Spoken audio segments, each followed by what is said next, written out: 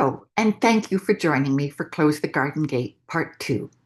In Part 1, we talked about relationships between plants, people, and the planet. We discussed how invasive plants cause harm by disrupting long-established relationships. Today, we'll explore how and why invasive plants are introduced and the traits that determine whether they cause localized harm or become what we call super invaders. I'll also talk about why these plants remain entrenched in the horticultural trades and what we need to do to change that. So let's begin by thinking about the variety of plants we choose for our gardens. Every time we introduce plants, we're choosing what communities of life can survive in the land in our care. There are winners, losers, and lots in between. Species like American robin, Canada goose, Japanese beetle, they thrive in landscapes dominated by lawn grasses, while many other species are displaced or lost. If you look around the world, you'll see that gardens from Toronto to Tokyo to Turin often look surprisingly alike, despite very different native floras. You'll see repeated palettes of popular ornamental plants like roses, daylilies, and irises, all framed by lawns. By favoring a narrow set of plants, like lawn grasses, and spreading them across the globe, we shrink food webs and erode biodiversity. Today, plants are moving around the world at faster rates than ever before, making regions more homogeneous. Of greatest concern are the invasive species that escape our gardens. They spread aggressively and cause the greatest harm to the environment, economies, and societies. Global studies show that gardening has become the single largest pathway for introducing invasive plants, pests, and disease. What makes some plants more problematic than others? Invasive plants share certain traits. They reproduce and disperse efficiently. They grow aggressively. They can tolerate a wide range of environmental conditions and are typically highly adaptable. But it is not black and white. Not every species with these traits will become invasive everywhere. There are a number of tools and assessment systems that are used around the world, like this plant risk evaluator shown on this slide. Evaluators look at key biological traits such as prolific seed production, rapid vegetative growth, early maturation, but they also ask broader questions. What has this plant or close relatives done elsewhere? Could it displace native vegetation here? Is it toxic? Might it increase fire or flood risk? And they pay close attention to dispersal pathways, how easily it can escape from a garden. Even with all these checks, it remains difficult to predict exactly how harmful a species will become and over what range of areas. Still, when you realize how many plants already sold in our nurseries are potentially invasive, the scale of the challenge becomes clear. We need to acknowledge this reality and identify the plants causing the greatest harm. Some invasive plants remain fairly localized, damaging particular habitats or niches. These can be locally serious and do deserve attention, but even greater threats should be prioritized. The real game changers are the broadly adaptable species, plants able to spread across many habitats and regions. These super invaders are transformers. They dominate landscapes and alter the very structure and function of ecosystems. Preventing their spread must be our top priority. Tree of Heaven is a textbook example of a super invader. It's globally recognized for its ability to spread across a wide range of habitats. And here in North America, it hasn't arrived alone. It comes with its own entourage of pests, like brown marmorated stink bug, the spotted lanternfly. Once again, it comes back to those relationships we discussed in part 1. Introducing a single plant can unleash wide-ranging changes in a collection of species present. Many invaders succeed not alone, but in partnership with others. Invasive plants can act as co-facilitators, enabling the establishment of additional invaders and compounding their impacts. Here in North America, for example, invasive buckthorn is linked with invasive rust fungi, invasive earthworms, invasive aphids, invasive lady beetles, and now even neurotoxic hammerhead worms. Together, they are forming new assemblies of life and displacing existing ones. And this process is spreading. Despite the range of international conventions and agreements, most nations are failing to meet their commitments to prevent the spread of invasive species. This is widely recognized as a global problem. Recently, to try and address this failing, 196 signatories to the Convention on Biological Diversity pledged to cut the rate of introduction and establishment of invasive alien species by half by 2030. But this goal cannot be achieved without our help. We must accept the hard truth. Gardens are largely responsible for the spread of invasive plants and are doing harm. A recent study in the US Midwest found 89% of woody invasives are garden escapees. From gardens, invasive plants spread outward. Fast-growing species are shared with neighbors, given as gifts, or dumped by roadsides. Seeds travel invisibly on the wind, in the water, or hitchhike on vehicles, birds, and wildlife. This spread is often unseen until the damage is already done. Each time we plant an invasive species, the chances for invasion success increases. This is called the propagule pressure hypothesis. When a plant with the right biological traits finds the right environment, it will begin to spread. And as the number of individuals or propagules released into a region increases, the greater the ecological impact. Gardeners often do not see this impact. Take periwinkle, Vinca minor, for example. It's steadily creeping across the province of Ontario, spreading into our national parks, displacing iconic flowers like our trillium, and eroding Canada's natural heritage.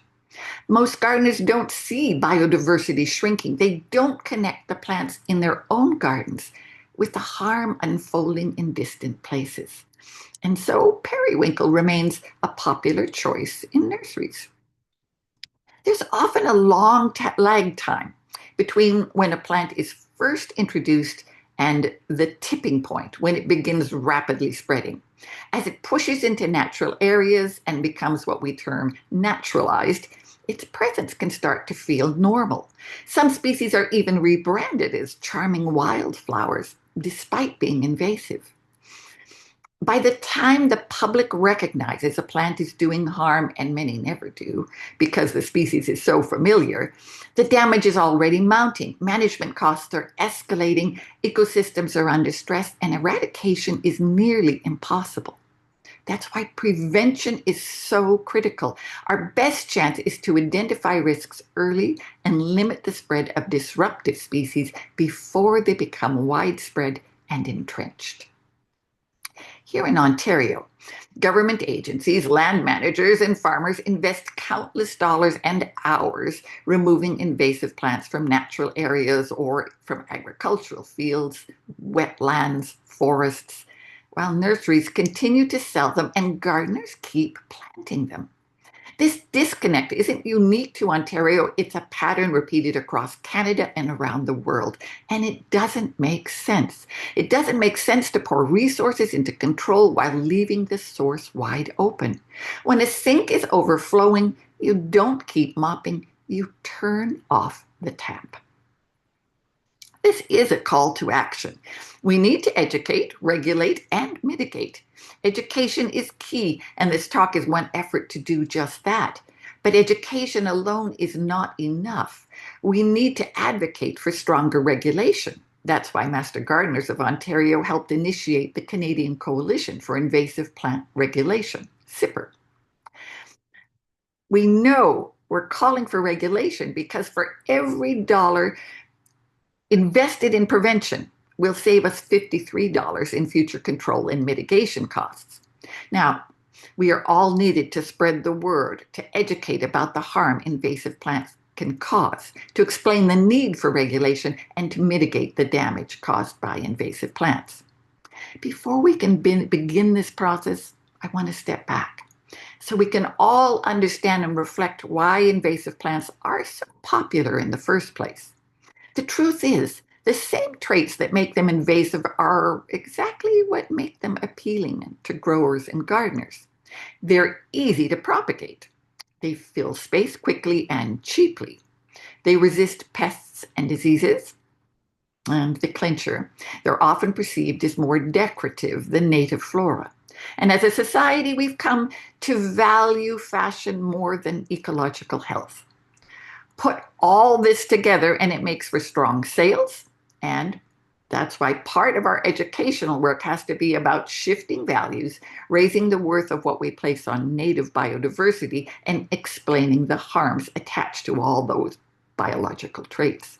Which brings us to Francis Bacon. Our cultural histories shape what we feel belongs in a garden. Plants as commodities serve many purposes: food, medicine, shade, privacy, but also fashion. And fashion is largely a cultural choice.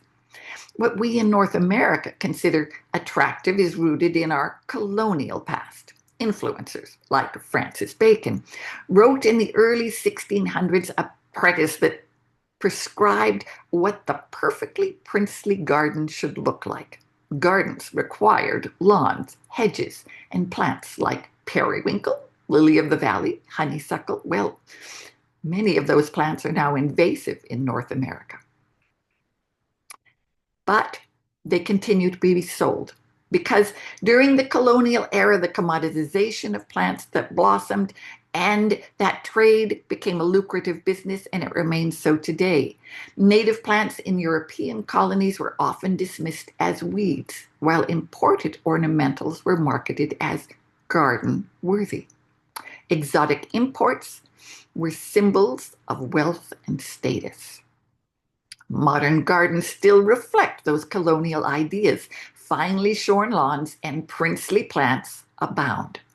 The marketplace continues to favor exotic species for their novelty and ornamental appeal rather than their ecological roles. Last fall, influential gardener Martha Stewart praised the beauty of invasive burning bush growing on the land in her care, saying it covered the forest brilliantly. She followed this with the statement, "I plant what I like," reinforcing the belief that the aesthetic value of plants outweighs their potential for ecological harm. Plants are seen not as living organisms living in relationship with other organisms, but as in colonial times, decorations to improve the pleasure of outdoor living space. IPIS research makes it clear. To reduce the spread of invasive species, we must shift cultural values and attitudes toward nature. Stopping the spread of invasive plants means redefining gardens, not as curated showcases of global imports, but as dynamic ecosystems where plants do far more than adorn a space. Gardens must be seen as living networks, rooted in soil, filtering water, cycling nutrients, and shaping the landscapes we depend upon. When we choose what to grow, we shape more than a garden. We shape the health of the world around us. By recognizing and embracing these connections, we can create landscapes that balance beauty, human needs, and ecological responsibility. But asking people to give up plants they find beautiful or they have invested money or emotion in is a hard sell. You'll hear excuses like denial. "It's not invasive in my yard." Anger. "You can't tell me what to grow." Bargaining. I'll just keep it in the corner." Or sadness. "But it's my favorite plant." Because attachments to plants are rooted in cultural history and loss can be akin to grief. Listen and talk to neighbors, gardeners, nurseries. Understand their attachments to plants and know that it is a journey, but you can help people move along the right path by sharing information and alternatives. Next time, we'll discuss some of the excuses a little bit more and show examples of how to address them. We'll provide alternatives and recommendations for removal and disposal of, and then talk about how you can transition to better support the web of life. So thank you for now, and see you again soon.